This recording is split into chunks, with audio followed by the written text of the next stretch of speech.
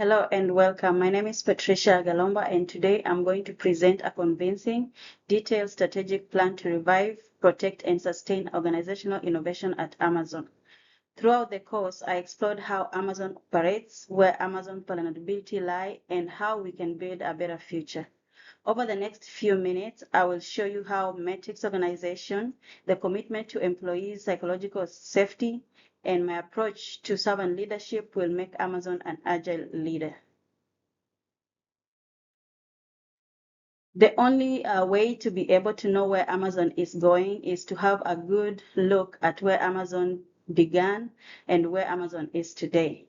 The story of Amazon's transformation from an online bookseller of the 1990s to a giant e-commerce, cloud computing, and artificial intelligence powerhouse is a tale of legends. But times have changed, and our competition is very different. Companies such as Walmart are becoming adept at omnichannel retail, and Microsoft and Google are making huge advances in enterprise AI and cloud systems.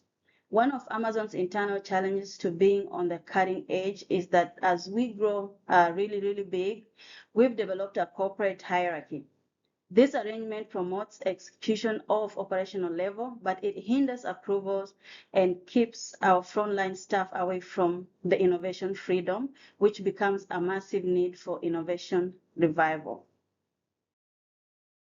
Let's look at the current state of Amazon culture and see how our day one culture and our customer obsession are brilliant. But the downside of the hyper-performance culture is intense workplace pressure, and that pressure is what needs to be eradicated. I believe the solution to this is to embrace the principles of conscious capitalism, working to balance brilliant culture with genuine psychological safety and turn the culture into an environment where creative risks are encouraged, not feared, to cure the issue. So this revival is a personal vision of an innovative leader, and my own vision is a direct determinant in how I'm going to lead it. My leadership philosophy is grounded in a Christian worldview and is characterized by a servant leadership, stewardship, and humility. I have a strong conviction that real and lasting corporate innovation can only come from ground up and not from the top down. My goal is to foster an environment of trust, cooperation, and encouragement to the calculated risk, honest communication from leadership, and individual expression. I'll be your implementation lead, serving you as a servant leader who provides the necessary tools, trust, ethical foundation for our workers to think outside the box. However, this vision can only be achieved if we reconfigure Amazon's organizational structure by replacing some of the divisions with a powerful matrix structure, which uses cross-functional teams. Amazon's traditional structure is it's good for the early stages of scaling, but it keeps departments isolated. We will use a matrix organization structure so that our employees report to functional managers and agile project managers. This enables technical, marketing, and logistics experts to meet in separate innovation hubs. This structure is a perfect fit for my personal definition of a collaborative, servant-led organization as it strays away from command and control, it eliminates corporate silos, and it empowers people to make decisions.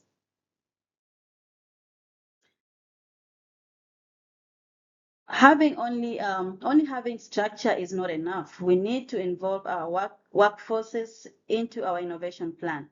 We will give our frontline employees a platform to be heard by setting up digital platforms for suggestions and regular innovation forums so that each and every teammate is listened to.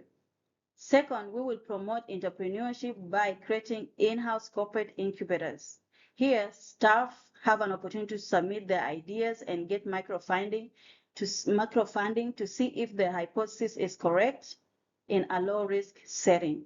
Lastly, but not the least, we will invest in ongoing culture of learning, advanced tech bootcamps, AI AI instruction centers, and cross-departmental mentorships to ensure our team is agile, adaptable, and ready to lead the way in new industries. The final piece of this strategy is to continue our momentum over the long term, and that we will see separate steps. First, our leadership needs to consistently support the purposeful and ethical objectives of our innovation and demonstrate transparency. Secondly, we will need a structurally change. We'll need to structurally change our performance evaluation systems. We will formally reward collaborative experimentation, creativity, and calculated risk taking rather than judge employees just by their short-term output, effectively taking away the penalty for failing smartly. Finally, we will use a well-balanced measurement dashboard to monitor both financial and qualitative measures of organizational health, maximizing creativity while minimizing employee burnout.